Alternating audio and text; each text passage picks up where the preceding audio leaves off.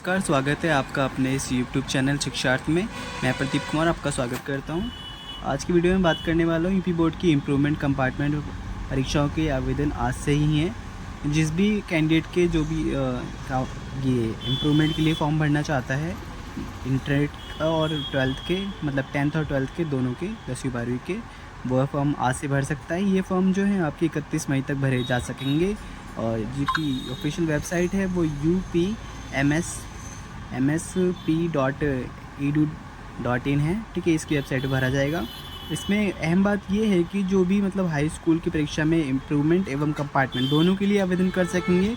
Improvement परीक्षा के लिए परीक्षार्थी को उत्तीर्ण हुए एक विषय में तथा कंपार्टमेंट के अंतर्गत परीक्षाओं में अनुत्तीर्ण हुए 2 विषयों में से केवल एक ही विषय में परीक्षाओं में सम्मिलित हो सकते हैं। जैसे कि एक ही विषय में, जैसे कि वे उसका 2 में कंपार्टमेंट आए हैं, वो किसी एक ही विषय में मतलब वो भरेगा जिसमें वह बढ़िया है कि हाँ उसे लगता है कि मैं इसमें क्वालिफाई कर जाऊंगा, वह उसी सब्जेक्ट में अपना कंपार्टमेंट का फॉर्म भरे। और कंपार्टमेंट को फॉर्म भरने से, एक ही फॉर्म भर देने से मतलब आपकी जो फ़ीस रहेगी 265 रुपये है। एक फॉर्म भर देने से अगर कंपार्टमेंट परीक्षा में उत्तीर्ण होने पर परीक्षाओं को दूसरे विषय में नियमानुसार उत्तीर्ण मानकर सफल कर दिया जाएगा। तो आप जो सेकेंड सब्जेक्ट है आपका उसकी टेंशन नहीं लेना, जिसमें भी आपको लगता है कि आप इस सब्जेक्ट में क्वालिफाई कर जाएंगे, आप उस सब्जेक्ट में कंपार्टमेंट पेपर डालिए। ठीक है, आज से कंपार्टमेंट पेपर डालेगा। ठीक है, उसमें आप फॉर्म भरिए, 265 रुपये शुल्क रहेगी और आप उसी फॉर्म को भरिए, उसी सब्जेक्ट को चुनिए जिसमें आप बेहतर प्रदर्शन कर पाएंगे।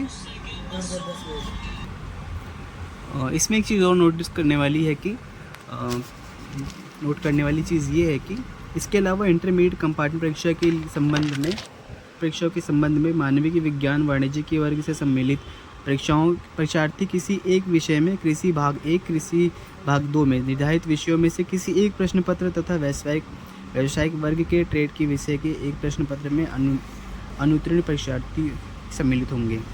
ठीक है, दूसरा, परीक्षार्थियों को कोषागार में माध्यमिक शिक्षा परिषद के मध्य में शुल्क जमा कर चालान की मूल प्रति के साथ ऑनलाइन आवेदन की डाउनलोड प्रति को संबंधित क्षेत्रीय कार्यालय को रजिस्टर्ड डाक से अंतिम तिथि के पश्चात 3 दिन के अंदर अनिवार्य रूप से भेजना होगा।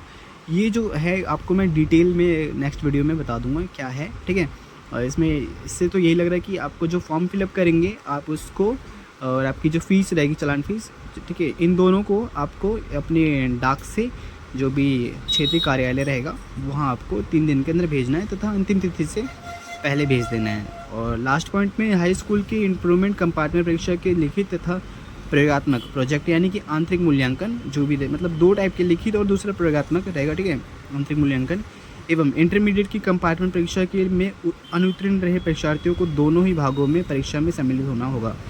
मान लीजिए कोई आपका सब्जेक्ट है जिसमें कि आपको रिटन में है और दूसरा कि आपको एक प्रयोगात्मक जो भी रहेगा, ठीक है, वो आपको दोनों ही देना होगा अगर आपका इस टाइप का कोई सब्जेक्ट होगा।